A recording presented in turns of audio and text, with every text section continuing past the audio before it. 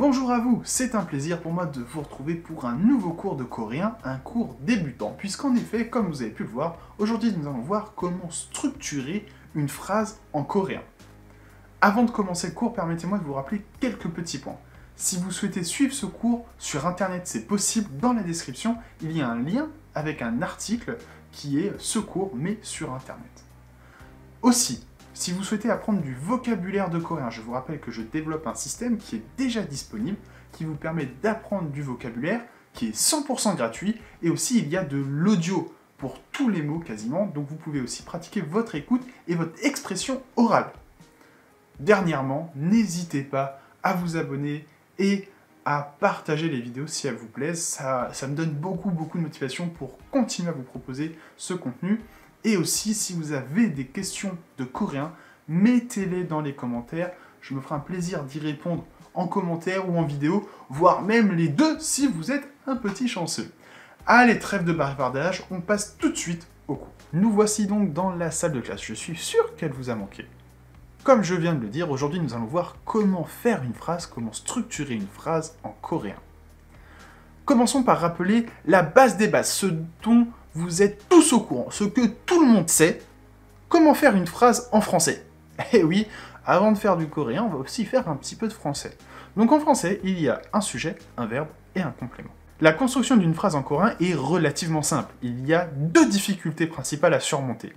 Premièrement, la place du verbe et de l'adjectif, ce qui ne sera pas un souci si vous avez fait de l'allemand. Secondement, les particules.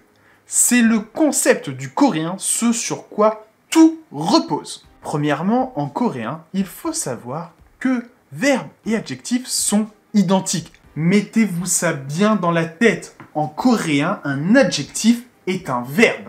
Cela est plutôt simple à assimiler normalement. Une fois cette étape passée, vous pouvez donc retenir les éléments suivants. Chaque phrase contient forcément un verbe. Le verbe de la phrase se situe obligatoirement à la fin de la phrase. Ainsi, contrairement au français, une phrase coréenne se structure sous le schéma sujet, complément, verbe.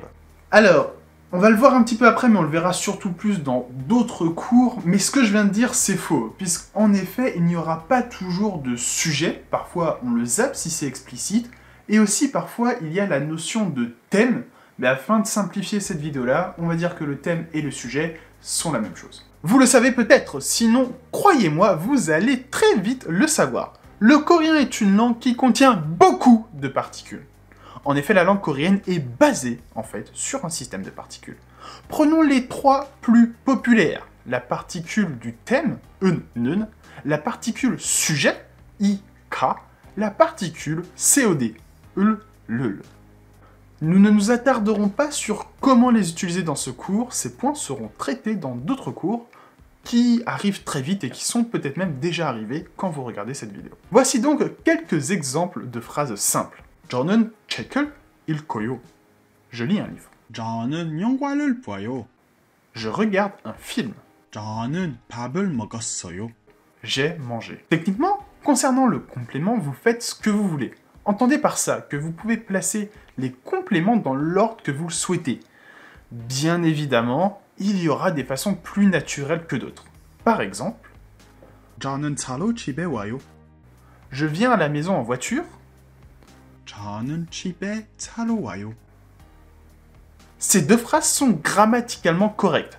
Cependant, la première est légèrement plus naturelle. Parfois, certaines particules aident à la compréhension de la phrase, et il sera obligatoire de les mettre. Cependant, dans d'autres situations, la compréhension est tellement évidente que les Coréens ne prononceront pas les particules. Et cela est aussi vrai pour le sujet et le thème. Si cela est très intelligible, alors on ne le garde pas. En tant que débutant, je vous incite vraiment à toujours mettre le sujet, le thème et toutes les particules. En effet, il vaut mieux que vous maîtrisiez vraiment très bien les bases et que vous sachiez pourquoi on utilise telle particule à tel endroit, plutôt que de ne pas le savoir, mais de vouloir sonner plus coréen, c'est plus naturel, je suis plus authentique. Maîtrisez très bien les bases et ensuite vous pourrez faire des petits à côté. Même moi à l'heure actuelle, je continue tout le temps à me pousser au maximum à utiliser les sujets, les thèmes et toutes les particules parce que ce sont des bases, mais aussi parce que le coréen fonctionne sur ce système et que c'est très important de le maîtriser, mais aussi de savoir ce qui doit être utilisé et où, quand, comment. Ainsi, pour reprendre nos exemples précédents, il serait plus naturel de dire « cho, check, il koyo ». Voire même, si on vous a directement demandé qu'est-ce que vous êtes en train de faire, vous pouvez dire « check, il koyo » parce que vous répondez à la question « qu'est-ce que tu es en train de faire ?» donc vous parlez forcément de vous, alors le « je » peut être retiré. De même, 저 영화 봐요. ou alors 저 밥 먹었어요. cependant, comme je disais, parfois on ne peut pas retirer les particules. L'exemple que je vais donner ici est du coréen beaucoup plus avancé que ce qu'on est en train de faire, donc je ne vais pas chercher à vous l'expliquer, mais je vais vous montrer le piège. 저는 재미있는 영화를 봤어요. J'ai regardé un film drôle. Ici, vous constaterez que la particule 는 est utilisée 2 fois. Cependant, dans les 2 cas, la signification est différente. Si on prend l'habitude un peu de retirer les particules, on pourrait être tenté de dire « 저 재미있는 영화 봤어요 ». Mais c'est faux. On ne peut pas utiliser ça comme ça, c'est grammaticalement incorrect. Alors ça peut être compris, mais je vous le conseille pas du tout. Comme je vous le disais, le coréen utilise vraiment beaucoup ce système de particules, vraiment quasiment toutes les notions grammaticales vont reposer sur ce système de particules. Vous ne pourrez pas les soustraire à chaque instant.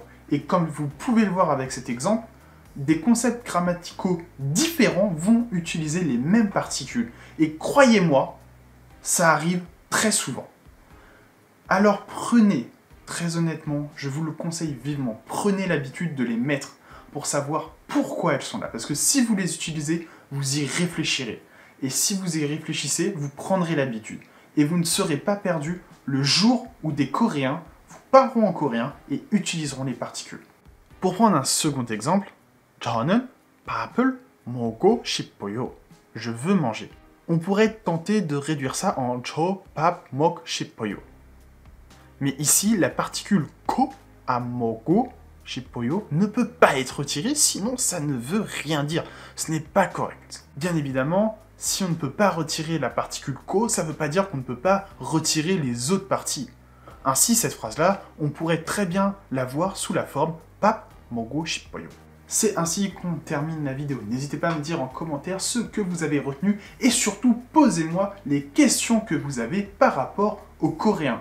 Je me ferai un plaisir d'y répondre et j'approfondirai même ces sujets-là en vidéo pour votre plus grand plaisir et pour le mien.